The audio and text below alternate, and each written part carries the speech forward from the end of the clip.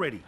You know, prime time starts at 5 p.m. Australian Eastern Daylight Time here on Sky News, and Chris Kenny had Matt Thistlethwaite on. Now, Matt Thistlethwaite's job was to come on and basically do all the Team Red talking points to try to say that today was about exposing the Prime Minister and bushfires and the lack of climate change action and all the rest of it.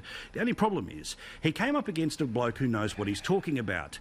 Well done, Chris Kenny. Watch his show every afternoon because you'll see great stuff like this. Do you believe that Australian climate change policies can actually lead to reduced bushfire risk in Australia? I believe that Labor will certainly have a stronger set of policies when it comes to climate change. Can Australian climate policies reduce the bushfire risk in Australia? Well, what we need to do, Chris, not only Australia but globally, is try and reduce the incidence of climate change. Can Australia's emissions reductions policies reduce the bushfire risk in Australia? Well, I think that, Chris, the responsible thing to do is for Australia to make sure that we accept the advice of climate scientists. And on and on and on and on and on. The nothing happened here. I don't know if you saw it, Cory or Gary, but let's start with you here, Pauline, where, look, here's the thing. Channel 2 tries to invent a story today suggesting that even LNP voters say they demand action. I noticed Phil Curry wrote today, and I like Phil a lot, in the Financial Review, that the pro-coal agenda is rat poison for Morrison. They even tried to say over there on Channel 2 that 19% of your voters want action on climate change and are willing to pay for it. But here's the thing. We are doing something. We're at the limits of what we can do for the size that we are and the lifestyle that we have, let alone the technology that exists, right? Exactly right. Under the Paris agreements, we're actually at the level that we have agreed to. If not, it's going to be lower.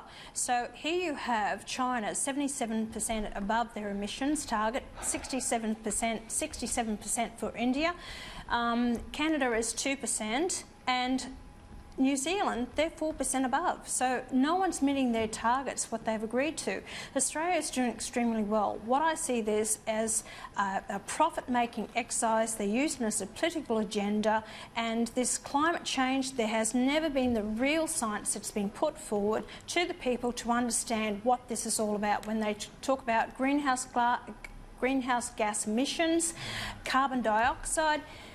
It's just ridiculous, and I can go, look, people have to understand man-made carbon dioxide. What does that mean? You've got 97% of carbon dioxide comes from natural resources. That is, from the soil and from the oceans. So tell me, how are we going to address it? How much money you got to throw at this? Is it going to change world temperatures? Well, I also, don't believe so. Yeah, I mean, it's this thing, Cory, where I just think it was, when people get pushed on their talking points, it reminds me of that episode in The West Wing, when President Bartlett is firing off against the Republican, and he turns around and says, yeah, that's a great talking point, but tell me the next 10 words. If you can tell me the next 10 words, I'll drop out of the presidency right now. And that's the thing. On this subject, you don't even need the next 10 words. You don't even need the first 4 words. But that interaction is a Rorschach test, because if you see that as anything other than the emptiness of the argument, you're part of the problem.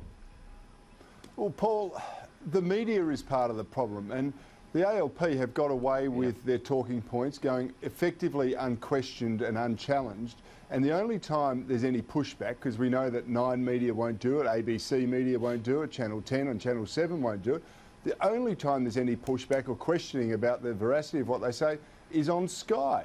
And Chris Kenny is probably more schooled up on this than almost any other political reporter or journalist.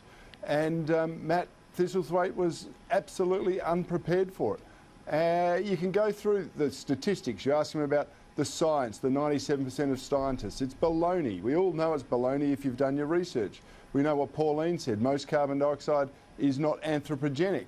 And if you really believe that what man produces is a toxin for the environment, well, we should all stop expiring. You know, don't exhale anymore. You can actually go green by turning blue. Just hold your breath. Well, it's nonsense. Well, and of course, what do we know? Former Dr. Dick, the former boss of the Greens, he of course wanted to shut down Sky News in part because of people like Chris Kenny. Well, Gary, this is the whole point. The whole point of a balanced media diet includes the people who push back against what you believe in, right? So if you are extremely conservative, I suggest every now and then you've got to dip your toe into the waters of Auntie Fran, and if you're a hardcore lefty, occasionally have your ideas tested when the sun goes down here. Yeah, no, well, I won't be listening to Auntie Fran anytime soon. I'll be like 98% of most Australians, Paul. But look, Donald Trump said today that he wants to be part of a trillion trees program. In other words, Donald Trump, just to paraphrase him, said Tony Abbott was right. If you actually plant some trees, if carbon dioxide is this problem, and I don't believe it is, but if carbon dioxide is the problem, let's have more trees. Because, carbon dioxide gets sucked out of the atmosphere by trees, and oxygen is created by trees. And so if you were a real greenie, and I said this on Friday night when I interviewed people involved with the Bradfield Party, it's a bespoke party, but nevertheless it's promoting that. Yes, there's the drinking game again, and I'll be using the B word a few more times tonight. I don't have a problem with it, I'm just saying. That's what people do. No, absolutely. But, Paul, what I'm saying is if you were a real greenie, you'd be in favour of a water scheme that is taking and storing 4 Sydney harbours worth of fresh water up in the far north Queensland in the Burdekin River system and turning it back inland. Because why? You'd create new climates. You'd create the possibility of more moderate climates. You'd create more trees. You'd create more green. If you're a real greenie, you'd be saying to Scott Morrison, I want the Bradfield scheme. I want serious work done on the Bradfield scheme.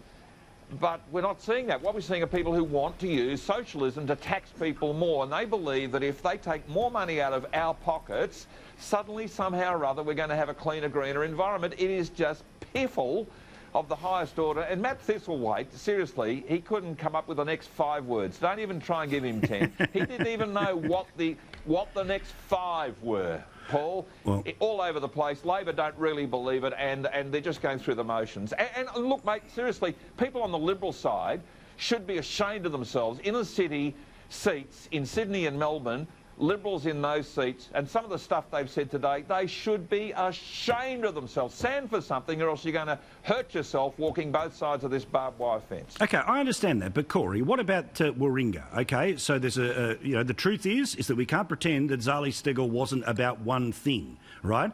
So the argument inside the Liberal Party, and I've heard a couple of people on Sky, I think Andrew said it a bit earlier before, pick a side, research and fight, exactly. Right? But the truth is that there are plenty of electorates where, this is Goldilocks politics here. You don't want to be too hot, you don't want to be too cold. Paul, I hope we can talk about the Bradfield Kool-Aid a bit later on in the show because... Are you going to bust Bradfield? You are the guest, right? All right, we're going to do that after the break then. Put a marker in it. Get ready, Pauline. Get ready, Gary. You're going to take both on from Adelaide. Well, that's easy enough. But, let's be frank, Moringa was not about climate change. It wasn't one of those elections. Sure, that was the justification, the rationale and the excuse, but we know it's nonsense. It was about an orchestrated attempt by the left who threw $1 million or more. They got this high-profile celebrity candidate who hasn't got a clue, can't even honour her own commitments, and it was all about getting Tony Abbott because he was the spear carrier for the Conservative cause and they hated him for it. That was what it was all about, and there was a bit shades of the John Howard election in 2006 or 2007. Maybe it's time to move on, but because you'd worn out your welcome, but they'll regret it in time to come. All right, thank you.